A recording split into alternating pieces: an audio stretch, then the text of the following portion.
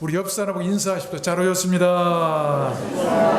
사랑합니다. 자, 안 하면 또 섭섭하죠? 이렇게 사랑합니다. 사랑합니다. 감사합니다. 우리 한번 따라서 해볼까요? 탐욕의 세상에서 이런 지하의 말씀을 증가하려고 합니다. 오늘 우리가 읽은 본문 말씀, 그 배경이 이렇습니다.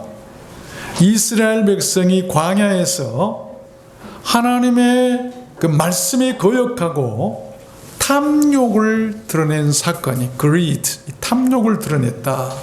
본문 4절 보니까 이스라엘 중에 섞여 사는 무리가 탐욕을 품음에, 섞여 사는 무리가 탐욕을 품었다. 여기 섞여 사는 무리는 이 레벨, 질서가 없는 그런 군중들이나 오합지졸 또는 폭도나 잡족들을 말할 때 쓰는 그런 말이에요. 이들이 탐욕을 품고 선동하자 이스라엘 많은 백성들도 덩달아서 하나님을 반역하며 울기 시작했던 것입니다. 예나 지금이나 섞여 사는 무리들을 참 조심해야 돼요. 이 사람들은 이쪽도 아니고 저쪽도 아니고 애매한 사람들이에요. 우리가 신앙적으로 본다면 하나님의 사람인지 아니면 세상 사람인지 아니면 더 나가서 마귀의 사람인지 알 수가 없어요. 애매해요. 어떻게 보면 믿는 사람 같고 어떻게 보면 아닌 것 같고 이런 사람들을 우리는 섞여 사는 무리라고 할 수가 있을 것입니다.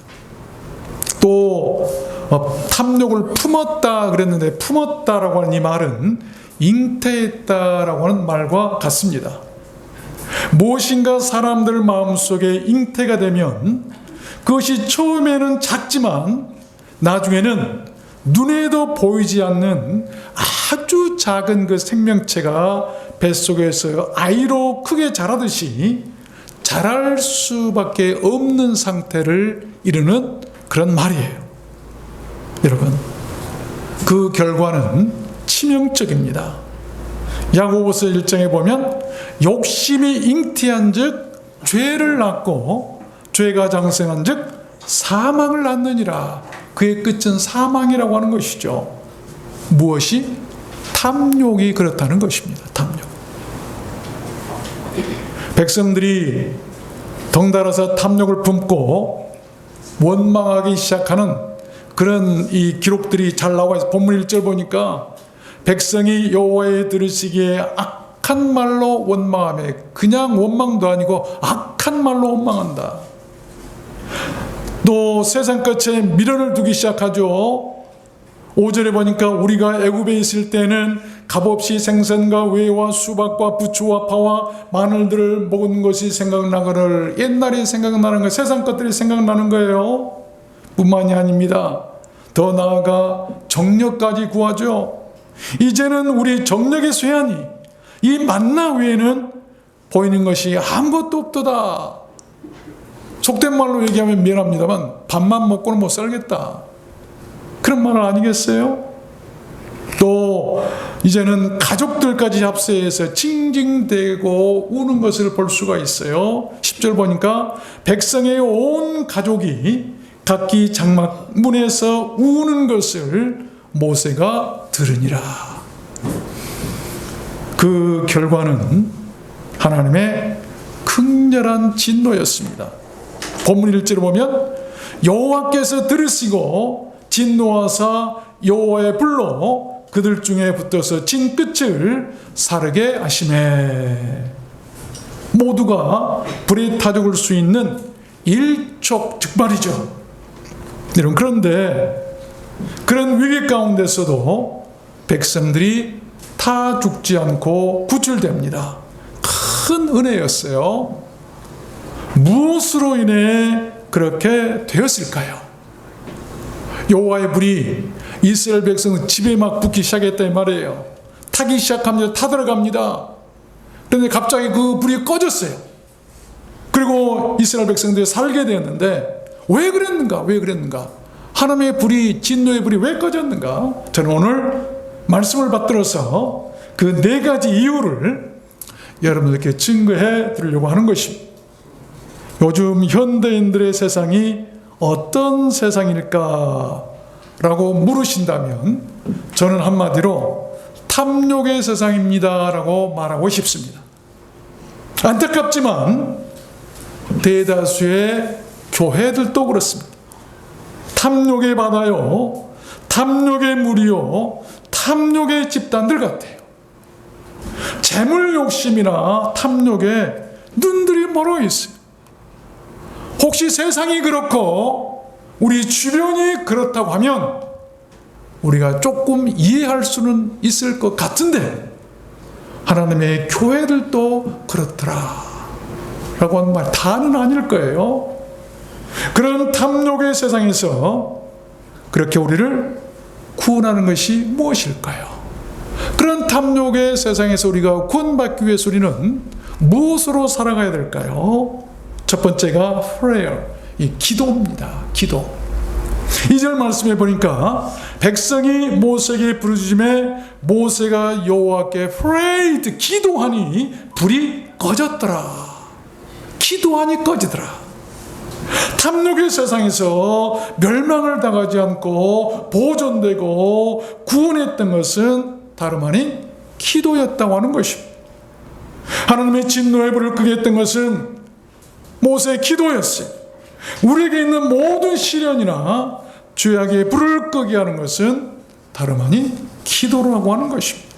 기도해야 돼. 이 마지막 때는 여러분 다른 거 없어요. 기도해야 돼요. 민수기 21장에 보니까 이런 말씀이 있죠.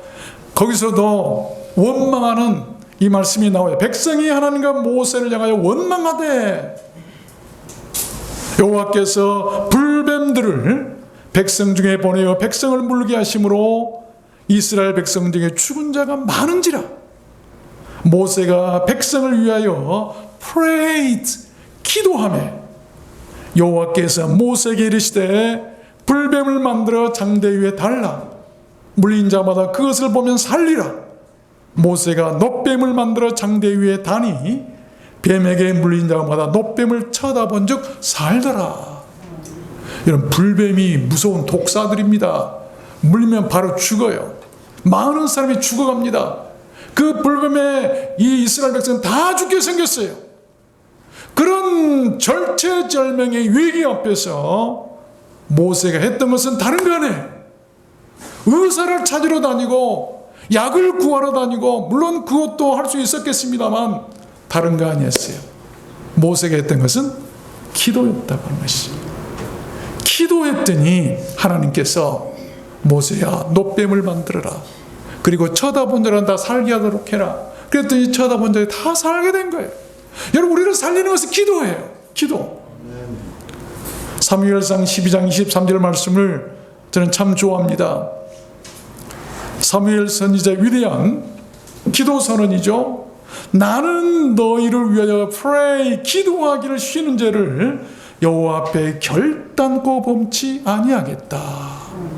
기도하는 것은 죄라는 것입니다. 죄. 그냥 기도해도 되고 안 해도 될 것이 아니라 안 하면 죄가 된다고 하는 것이죠. 욥도 이렇게 33장에서 얘기하죠. 그는 하나님께 prayed, 기도함으로 하나님이 은혜를 베푸사 그로 자기의 얼굴을 즐거이 보게 하시고 사람에게 그 의를 회복시키느니라. 기도했더니 하나님께서 은혜를 베푸시고 얼굴을 즐겁게 보도록 했다고 하는 것은 모든 근심스러운 문제가 사라지고 즐거움을 되찾아서 회복되어서 그가 하나님을 보게 되었다라고 하는 그런 말씀 아니겠습니까? 우리를 회복시키고 우리를 기쁘게 하고 우리를 의롭게 회복시키는 것이 기도더라라고 하는 말씀. 아십시오. 탐욕의 세상에서 우리를 구원하는 것은 기도입니다. 사무엘 선지자처럼 우리가 기도하기를 쉬지 않았으면 좋겠어요. 기도를 쉬는 것은 죄이기 때문입니다. 우리가 죄를 안 범하려면 기도해야 돼. 기도해야 될까요? 안 해야 될까요? 기도해야 되겠다라고 다짐하신 분들은 아멘 한번 해보세요. 두 번째입니다. 탐욕의 세상에서 우리를 구원하는 것이 무엇일까요? 두 번째는 grace, 은혜입니다. 9절 말씀해 보니까 밤에 이슬이 진에 내릴 때에 만나도 같이 내렸더라. 여러분, 이 말씀을 잘 우리가 들어야 됩니다. 참 은혜로운 말씀입니다. 백성이 아무리 반역하고 원망해도 하나님은 정말 백성이 믿고 어떻게 해버리고 멸망시키고도 싶지만, 그러나 그 백성이 모두 잠든 사이에 또 모르게 밤에 이슬과 함께 그들이 먹고 살 양식을 내려주셨더라. 아무리 미워도 그래도 먹고 살기는 해야 되지 않겠느냐. 그거 아니겠어요? 그것은 하나님의 은혜였고 하나님의 사랑이고 하나님의 은총이고 하나님의 친절하심이고 하나님의 인자하심이고 자비하심이 아닐 수가 없어요. 성도를 탐욕의 세상에서 구원하는 것은 그렇게 하나님의 은혜인 것입니다. 창세기 6장에 보면 하나님의 은혜가 임한 사람 한 사람이 나오죠. 그래서 다 죽는데 죽지 않는 사람이 한 사람 나오죠. 여호와께서 사람의 죄악이 세상의 관영함과 그 마음의 생각에 모든 계획이 항상 악할 뿐임을 보시고 땅 위에 사람 지으셨음을 한탄하사 마음에 근심하시고 가라사대 나의 창조한 사람을 내가 지면에서 쓸어버리되 사람으로부터 육축과 기는 것과 공중의 새까지 그러하리니 이는 내가 그것을 지었음을 한탄함이니라 하시니라. 그러나 노아는 하나님께 은혜를 입었더라. 하나님께서 다 쓸어버리실 때 그 가운데서 딱 죽지 않은 사람이 노아와 그의 식구들이에요. 왜? 은혜를 입었기 때문, 은혜 때문이라고 하는 것이죠. 우리에게 은혜가 필요할까요? 안 필요할까요? 이 은혜는 하나님이 주시는 선물이에요. 우리가 만드는 것이 아니에요. 우리 노력으로 되는 것이 아니에요. 하나님께서 긍휼히 여기시고 불쌍히 여기셔서 우리들을 살리기 위해서 주신 은혜예요. 그 은혜를 구하시길 바랍니다. 기도하는 자들에게 은혜를 주시는 거예요. 믿습니까? 이 은혜가 아니면 못 사는 거예요. 은혜롭게 살아야 돼요. 세 번째입니다. 탐욕의 세상에서 우리를 구원하는 것이 무엇일까? 세 번째는 sacrifice, 희생이죠. sacrifice, 희생. 11절 보니까 여호와께 여짜오되 주께서 어찌하여 종을 괴롭게 하시나이까? 어찌하여 나로 주의 목전에 은혜를 입게 아니하시고 이 모든 백성을 내게 맡기사 나로 그 짐을 지게 하시나이까? 이 백성을 내가 잉태하였나이까? 내가 어찌 그들을 생산하였기에 주께서 나더러 양육하는 아비가 젖 먹는 아이를 품듯 그들을 품에 품고 주께서 그들의 열조에게 맹세하신 땅으로 가라 하시나이까? 저는 이 말씀을 지난 한 주간 동안 내내 매일 묵상하면서요 참 은혜를 받았어요. 모세는 괴로웠어요. 무엇보다 탐욕을 품고 욕심을 부리는 그런 백성들을 데리고 광야를 지나가기가 몹시 힘들었어요. 그래서 백성은 큰 짐이 되었다라고 얘기하죠. 하나님의 백성들이 짐이 되어버린 거예요. 하나님의 일이 짐이 됐다고 하는 것이죠. 그러나 그는 백성을 버리거나 떠나질 못했습니다.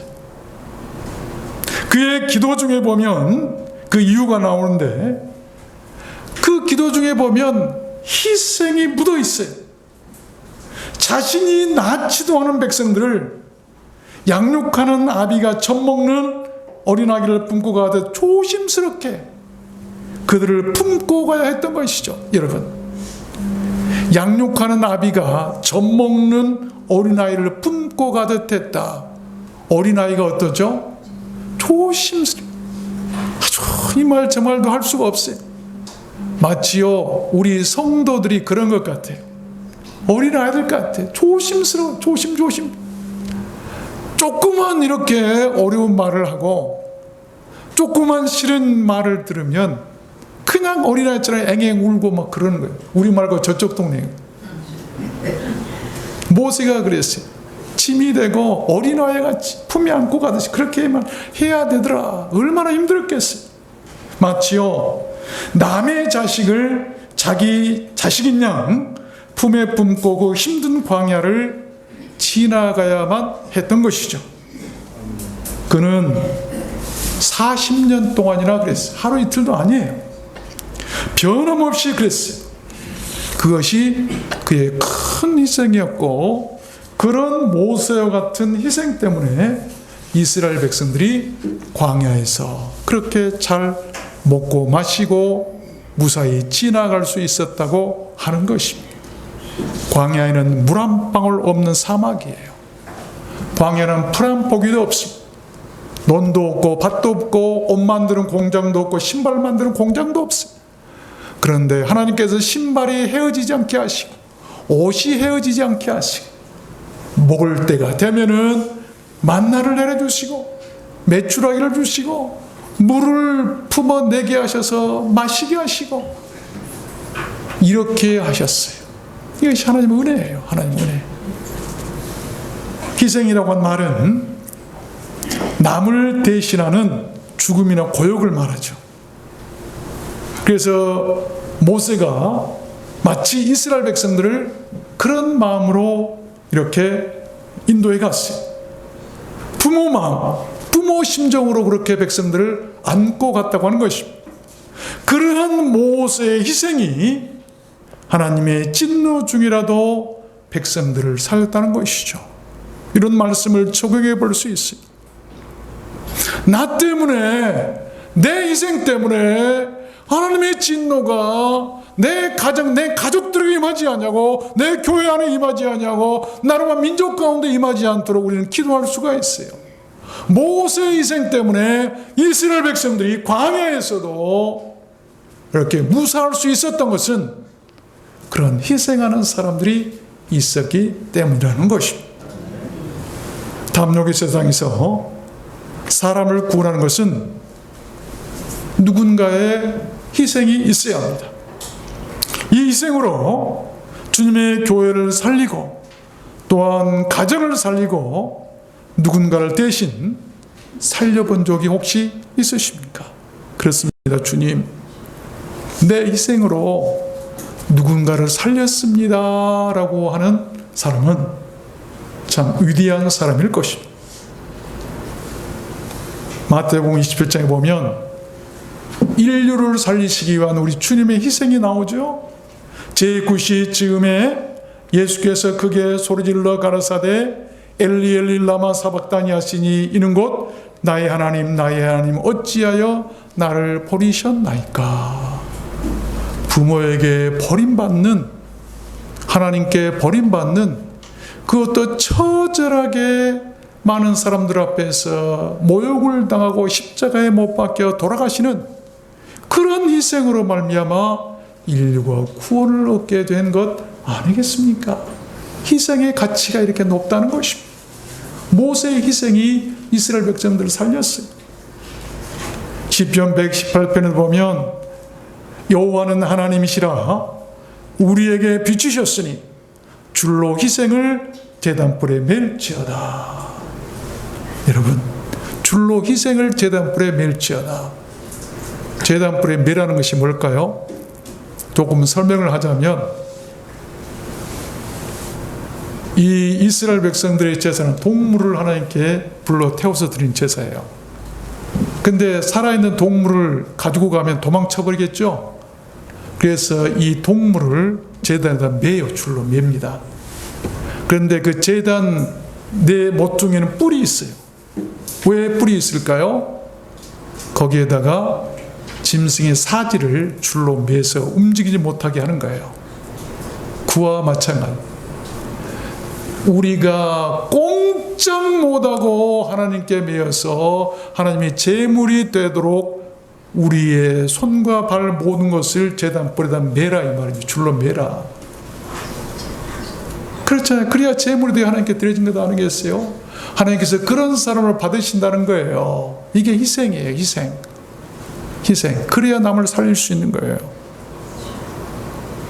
마지막 네 번째입니다. 탐욕의 세상에서 우리를 구원하는 것이 무엇일까요? 네 번째는 obligation, 책임이죠. obligation, 책임. 13절 말씀해 보니까 이 모든 백성이 줄 고기를 내가 어디서 얻으리까? 그들이 나를 향하여 울며 가로되 우리에게 고기를 주어 먹게 하라 온즉 책임이 심히 중하여 나 혼자는 이 모든 백성을 칠 수 없나이다. 백성들이 고기를 달라고 하나님께 모세에게 막 아우성치고 원망하는 거예요. 그럴 때 이 모세가 고기를 달라고 하는데 내가 어떻게 합니까? 이 책임을 감당할 수가 없어요. 책임이 심히 중합니다. 그런데 나 혼자는 할 수가 없네요. I cannot carry. 마치 여러분 내가 짐을 지고 가듯이, 아니면 캐리어 있죠. 캐리어에다 짐을 실어가지고 끌고 가듯이 내가 그렇게 못하겠습니다. 이 백성을 가나안까지 도저히 나는 운반할 수 없겠습니다. 짐이 너무나 무겁습니다. 그러기에는 내 책임이 너무 중하니 나 혼자는 못하겠습니다. 그 말이에요. 그러면서 하는 얘기가 주께서 내게 이같이 행하실진대 구하옵나니 내게 은혜를 베푸사 즉시 나를 죽여 나로 나의 곤고함을 보지 않게 하옵소서. 하나님께서 만약 이렇게 계속 하시려고 한다면 차라리 나를 죽이십시오. 그것이 은혜일 것 같습니다. 내가 죽는 것이 은혜일 것 같습니다. 내가 죽어서 나의 곤고함을 보지 않게 하옵소서. 여러분, 이런 책임이 있는 그런 사람 우리가 볼 수 있을까요? 등반가 두 사람이 히말라야를 등반하다가 8,000m 고지에서 길을 잃고 밤을 보내야만 하는 아주 위험한 상황에 처하게 되었답니다. 여러분 군대 간 사람은 다 알겠습니다. 그런 거 가르치죠. 추위에 잠이 들면 죽어요. 추위에 잠을 자면 절대 안 됩니다. 그들은 그 추위에서 살기 위해서 5 내지 7초 간격으로 서로의 이름을 밤새 부르며 필사적으로 깨어 살 수 있었다고 그래요. 잠들지 않도록 그 상대방 이름을 계속 5초, 7초 사이로 계속 밤새 불렀다고 하는 그게 쉬울까요? 그래서 살게 되었다는데 책임이라고 하는 것은 그렇게 죽어가는 옆 사람의 이름을 죽지 않도록 밤새 불러주는 것과 같아. 이게 책임이에요. 우리에게는 그런 책임이 있겠는가? 우리도 지금 옆 사람을 이름으로 한번 불러볼까요? 권사님이 자면 죽어요. 한번 불러보세요. 잠이 팍 깨시죠? 또 집사님 자면 죽어요. 빨리 부르세요. 남편에게 여보 자면 죽어. 이름을 불러야 돼. 이름을 불러야 돼. 우리가 기도할 때요 이름 부르며 기도해야 돼요. 그래서 마태복음 26장에 예수님께서 시험에 들지 않게 깨어 있어 기도하라. 깨어 기도하라. 영혼의 잠은 사망의 잠이 될 수가 있어요. 우리는 서로 깨워야 합니다. 그것이 성도의 책임이고 믿음 공동체의 책임, 교회의 책임이에요. 자지마, 졸지마, 자면 죽어. 예배에 나와, 안 나오면 믿음이 죽어. 신앙생활 다시 시작해. 신앙생활 안 하면 영원히 죽어라고 우리가 이름을 불러가며 기도해야 되는 것 아니겠습니까? 아니면 전하를 위해서 이름을 부르면서 자지 말라고 우리가 말을 해야 될 것입니다. 출애굽기 30장에 보면 금송아지 사건으로 하나님의 진노 앞에 있는 백성들을 위한 모세의 기도가 나오죠. 슬프도소이다. 이 백성이 자기들을 위하여 근심을 만들어 싸우니 큰 죄를 범하였나이다. 그러나 합의하시면, 내 의견과 일치하시면 이제 그들의 죄를 사하시옵소서. 그렇지 않사오면 원컨대 주의 기록하신 책에서 내 이름을 지워버려 주옵소서. 모세에게 있어 책임은 자기 목숨보다 그렇게 더 소중했어요. 그러자 하나님이 말씀하시죠. 이제 가서 내가 네게 말한 곳으로 백성을 인도하라. 내 사자가 네 앞서 가리라. 내 사자가 네 앞 천사들이 네 앞서 가서 너의 갈 길을 인도할 것이다. 책임을 다하려 한 모세의 기도를 하나님께서 그렇게 들어주신 것입니다. 로마서 9장에도 보면 바울 사도의 책임 선언이 나오죠. 유명한 말씀이에요. 내가 그리스도 안에서 참말을 하고 거짓말을 아니하노라. 내게 큰 근심이 있는 것과 마음에 그치지 않는 고통이 있는 것을 내 양심이 성령 안에서 나로 더불어 증거하노니, 나의 형제 곧 권력의 친척을 위하여 내 자신이 저주를 받아 그리스도에게서 끊어질지라도 원하는 바로라. 무슨 말씀입니까? 하나님, 내 형제 친척 권력을 하나님이 안 살려주시면 차라리 내가 저주를 받아 죽는 것이 더 낫겠습니다. 저주를 받아서 내 생명이 끊어진다 한다 할지라도 나는 차라리 그것이 더 낫겠다고 하는 말씀. 얼마나 책임 있는 말일까요? 목숨보다 책임을 더 귀하게 여겼다고 하는 것이죠. 근데 우리는 하나님의 일을 참 책임 있게 잘 감당하시죠? 저는 우리 누란노 성교회 성도님들 참 감사해요. 얼마나 책임 있게 잘 감당하시는지. 그렇죠? 하나님의 나라는 그런 책임 있는 자들로 세워지고, 교회도 그렇고 복음도 그럴 것입니다. 이 탐욕의 세상에서 내 영혼을 살리고, 내 부모, 내 자녀, 내 형제들의 영혼을 살리고 그렇게 믿음으로 살게 할 수 있는 것은 그러한 믿음의 책임의식이 있는 사람일 것입니다. 말씀을 맺겠습니다.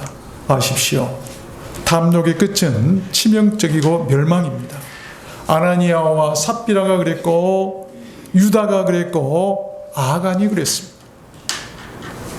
모세의 간절한 중재 기도로 일시적인 구제는 받았지만 탐욕을 품고 죄를 유발시켰던 무리들은 때가 되어서 하나님의 징계를 면치 못했다고 성경에 기록되어져 나와요. 잘 들어야 돼요. 33절 보면 고기가 메추라기죠.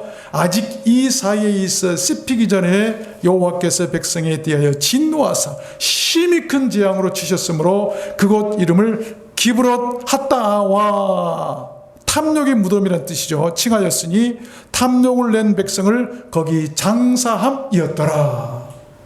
여러분, 하나님께서 왜 이스라엘 백성들에게 메추라기를 보내신 줄 아세요?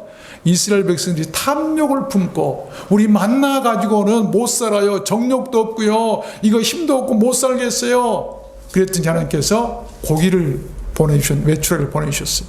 그런데 그 보내주신 메추라기 얼마나 좋았겠어요. 그 맛있는 이 들꽁과 같은 그런 것이라고 그러죠. 얼마나 맛있었겠어요. 광야에서. 여러분, 그 고기가 이사에 씹히기도 전에 하나님께서 큰 재앙으로 그들을 치셨다고 말씀이 나오죠. 여러분, 우리가 탐욕을 품고 잘못하면 모세의 중조의 그런 기도 같은 걸로 고기는 주셨지만, 먹게 하기는 하셨지만 책임이 따른다는 것을 알아야 해요. 중요한 말씀이에요. 그 탐욕을 낸 백성을 그렇게 정리하시고 하나님은 이스라엘 백성을 다시 출발시키시오. 35절 보면 백성이 기브롯 핫다와에서 진행하여 하세롤에 이르게 해서 거기 거하게 하셨다. 여러분, 현대사회는 그 어디나 탐욕을 품고 사는 그런 사람들로 가득한 것 같아요. 사회도 그렇고 교회들도 그런 것 같아요. 그러한 탐욕의 세상에서 우리 믿는 자들은 왜 살아가야 할까요? 모세처럼 기도로 탐욕의 불을 꺼야 합니다. 그것들이 순식간에 모든 것을 태워버리고 삼켜버리기 때문이에요. 누가복음 12장에 삼가 모든 탐심을 물리치라. 사람의 생명이 그 소유에 넉넉한 데 있지 아니하니라. 누구 말씀이죠? 우리 주님의 말씀이에요. 히브리서 13장에 보면 돈을 사랑치 말고 있는 바를 족한 줄로 알라. 그가 친히 말씀하시기를 과연 내가 너희를 버리지 아니하고 과연 너희를 떠나지 아니하리라 하셨느니라. 책임져 주시겠다고 하는 거예요. 마태복음 6장에 보면 너희에게 있어야 할 것을 하나님 너희 아버지께서 아시느니라. 다 알고 계세요. 우리를 둘러싼 손길은 모든 탐욕을 물리치고 모세처럼 기도하고 하나님을 섬기고 은혜로 살고 서로 희생하고 책임을 다하는 그런 교회였으면 좋겠습니다. 여러분 적어도 좋아요. 누가복음 12장에 적은 무리여 무서워 말라. 너희 아버지께서 그 나라를 하나님의 나라를 너희에게 주시기를 기뻐하시느니라.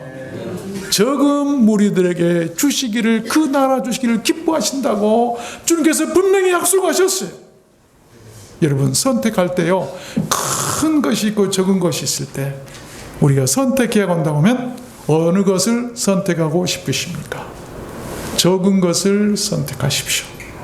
하나님께서는 적은 것에 복 주시기를 원하시고 적은 무리들을 하나님의 나라 주시기를 기뻐하신다고 분명히 말씀하셨어요. 그들이 복을 받을 것입니다. 세상 복은 조금 부족하다 한다 할지라도 하나님의 복, 신령한 복, 하늘나라 가는 복은 받게 될 것입니다. 그 복이 더 큰 복이에요.